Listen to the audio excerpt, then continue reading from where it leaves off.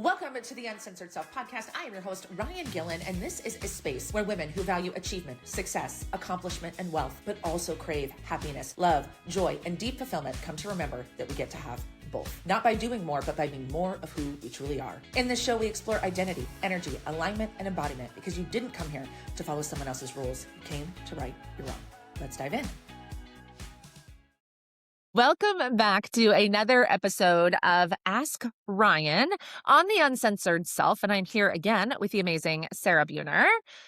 And today's episode of Ask Ryann, we're going to dedicate to business therapy, right? So unless this is the first time you've listened to the show or you have been living under a rock, you have missed the last, 7 weeks, we have really been digging into beliefs about business and very specifically the Business Therapy Mastermind, which kicks off on July 7th. I have taught this program. This will be the third time I have taught it. And I kid you not when I tell you it is better than it has ever been. But I've gotten some questions in my inbox. I've had some really great conversations and I thought it would make sense to bring them here. So Sarah and I are going to talk through them. But first, Sarah, how are you today?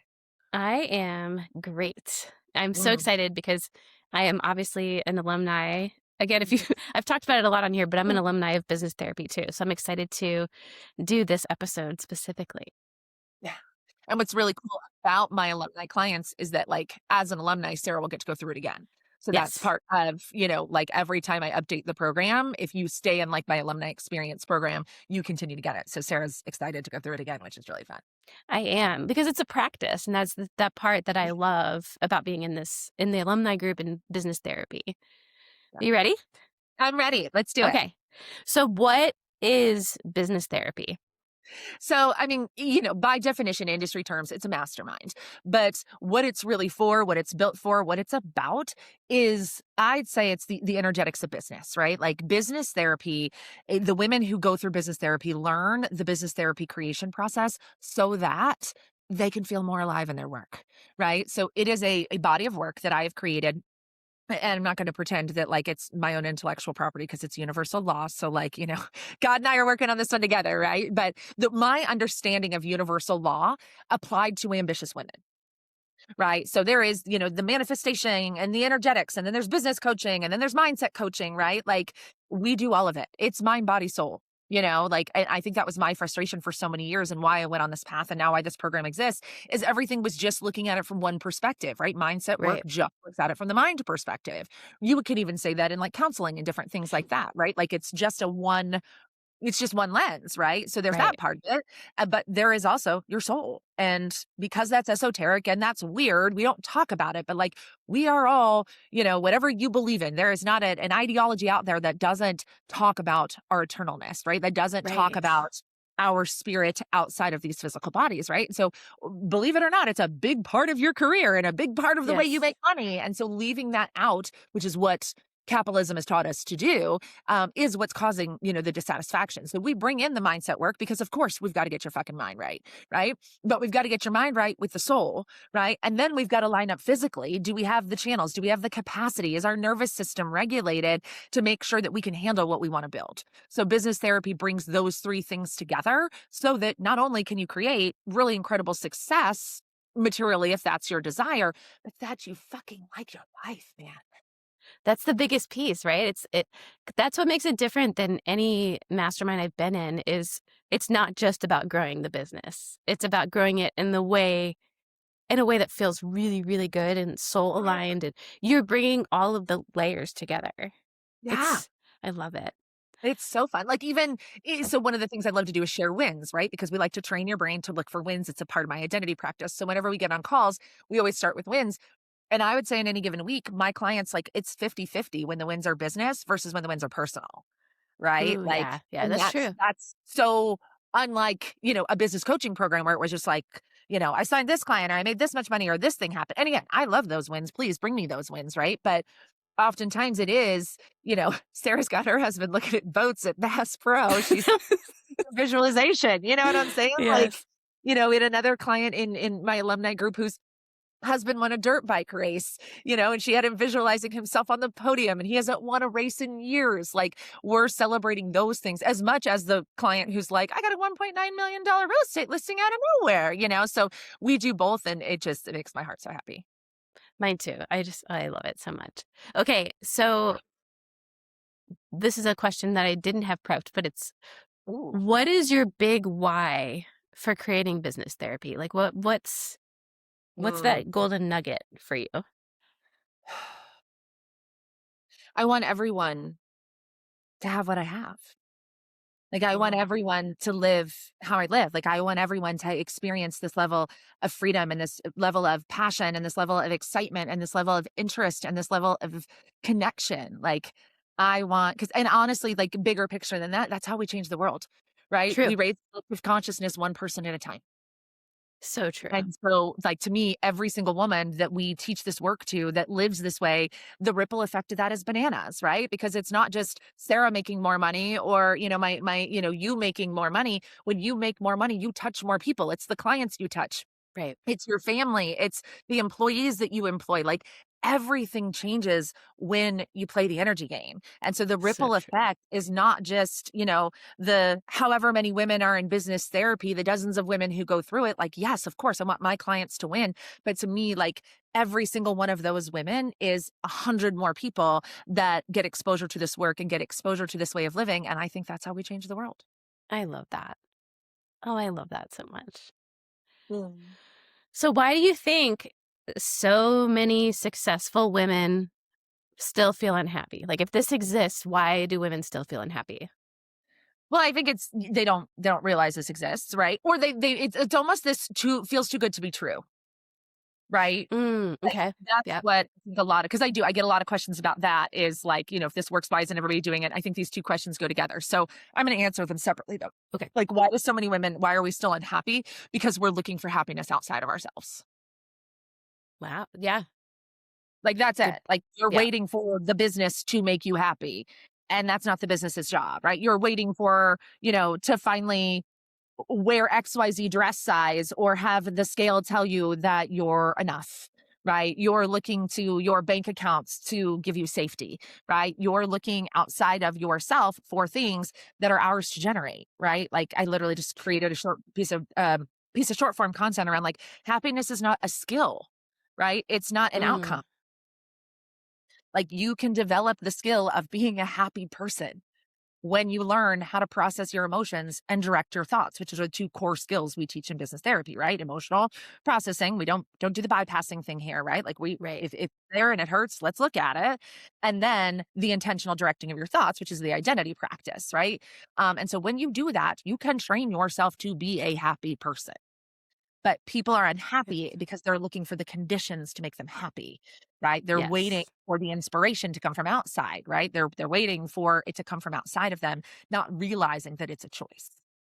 Mm. Before we go to the next point, I want to add that's one of the benefits that I've benefited from in this practice in business therapy and the alumni experience is I'm able to move through things without it like wrecking my life. Like my engine blew up a few weeks ago. Yes. It's still not figured out. And I'm just like, okay. Like, and I was like, I'm grateful I have the warranty, even though they're fighting us. Like the way that I'm moving through when things happen, Right. and I've done a lot of work. I used to be a therapist. I've gone Yeah. through therapy and coaching. And that's what's so unique about this space is the practice that you've taught me or us.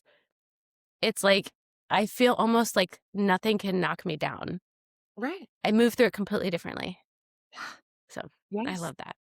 Mm. And that's it, like, to me, that is the work. And I think that was a misunderstanding, kind of going back to the too good to be true point. Let's go there for a hot second. Like, Yes. because when I first learned about this work, guys, and I say this often, but like, the reason why I'm so qualified to teach this work is because I didn't used to believe in it. Like, Yes. I've been saying, like, 60 pounds overweight, working 60 hours a week, crying on my bathroom floor, despite, what everybody on the internet thought was happening in my life, right? Like, I have been there and I was the most skeptical person on the planet in regards to this. And I think, again, it was a misunderstanding of what it means. Cause I thought, I'm the creator of my reality, bliss and rainbows, right? Bad things should never happen if I'm the creator of my reality. And again, good, bad, I don't even really like those words in general, but it's life is going to life, right? Like it is always going, because the only thing you're controlling is yourself, right? There is a collective consciousness, and the only consciousness you have control over is your own. So you can, create a frequency, an energy, an identity that says, no matter what happens, I'm going to be okay.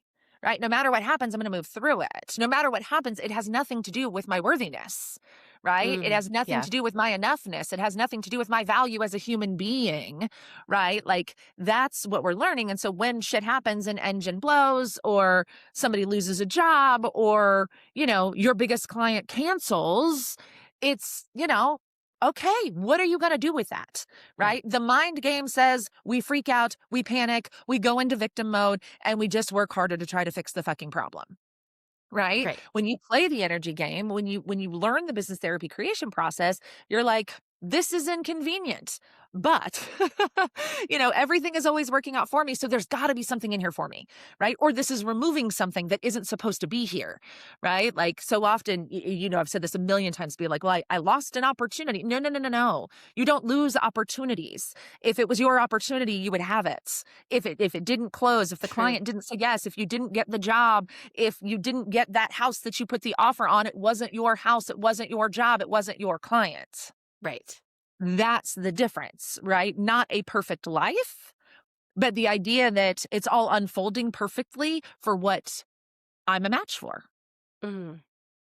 And that, I think, is where the too good to be true thing comes in, and people really resist it. And they resist doing this work because they're like, if an iota of this was true, look a fucking round, Ryann. Like, this can't possibly be true, and the Yeah. world look this way. And the reason, like I said, I wrestled that to the ground endless times in the last 5 years. Some days it still comes up. You know what I'm saying? Yes. But that's why it's not perfection. It's not a life without challenge. It's not a life without loss. It's not a life without pain. It's a life without suffering, because That's so suffering happens true. in the mind. Pain Oh, that's happens so when you true. get stung, get pinched, break a leg, right? The suffering comes from the story you tell yourself about it. See, even being in this work, when you talk about it, I'm like, that's right. Like it's so nuanced. I love it so much. Right? And Ugh, so like that kind of is, and that's what we work through is in business therapy. It's kind of those ideas and the resistance. And I'm teaching it totally different than I haven't taught a program like this since 2020, where I'm going to teach the creation process in one 4-hour like mastermind day. And like I'm going to teach it all. And then we're going to coach on it for the next 6 months, because your brain is going to feed you every possible fucking reason why your circumstances are the yes. circumstances that this does not apply to. Or Yes. Good. Well, I was gonna say Go. I have a client of mine religiously watching your or listening to your podcast. I'm like, you need to hear this. And yesterday she said to me, but this doesn't apply to my business because I have things to do. So I feel like that leads us to a good Yeah. question of who is business therapy for? Yeah. Actually, that's the question.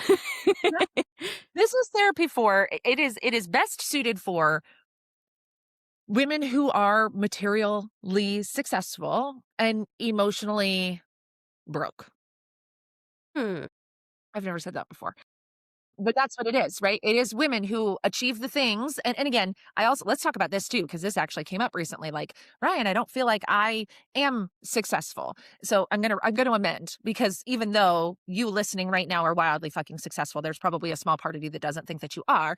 So it is women who achieve the things they set out to achieve, right? Like at whatever level that is for you. I don't care if you're trying to achieve a $10 million business, or you're trying to achieve selling 6 houses a year, just to fund the vacation fund for your family because your husband's the breadwinner. Like either way, I do not Right. care. It is, there is like, that's who it's for. It's women who are creating in a business space, but are not fulfilled. Right? Who are not happy, who are not enjoying themselves. A lot of my clients come to me in a lot of pressure and overwhelm, but it really, I've yet to find an industry that I have not been able to apply these strategies to. Right. And I also, what some of you all don't know about me is, prior to becoming an entrepreneur, I spent 15 years selling marketing and advertising. I've sat across the table from thousands and thousands and thousands of entrepreneurs or business owners or marketing directors, people inside of businesses, from car dealerships to jewelry stores to wireless, because I worked in like a lot of B2C, but then also B2B. And there is not a business in the world that these rules don't apply to. Right. Right. There is not. And as far as, even I don't know what's coming through right now, but somebody who's like, well, my job is insurance based. And so like, I can't just make as much money as I want to because the insurance company is going to do only going to pay me X, Y, Z. Right. That's just a belief, Right. like, is there somebody else who does what you do, who makes more money than you do? Right? Like you're making the insurance the limitation for what you want to create, right? That's why the first step in the process is get clear on what you want, right? Because so often we say we want something, I want a bigger business, and then we instantly dismiss it because, well, most of my work is insurance pay, or mine is referral only, or my business is seasonal, or, I'm based upon, what's going on in the economy, or blah, blah, blah, blah, blah, blah, blah. The market and such is shitty, right? Like, Right. if not everybody is having that exact same experience, that's not a fact. That's just your viewpoint. And that's what we Yes. work through. Yes. And that's what's fun about being inside your alumni experiences. I see all the people. There's a lot of real estate agents, which I love, but it's no matter who's in the room, it's like flowing through. It's not like it's not just the teaching, it's like the embodiment of the Yeah. teachings. I think that's the big shift. Yes. At least for me. Yes. Well, and I think, and I would agree with you, because that was the thing. And I've told that story a million times, right? Like I could have taught a masterclass on manifestation before I ever intentionally created anything. Again, as smart women, we are excellent at intellectually being able to understand something, or, consume enough content, read enough books, listen to enough podcasts to teach a masterclass on blah, blah, blah, blah, blah.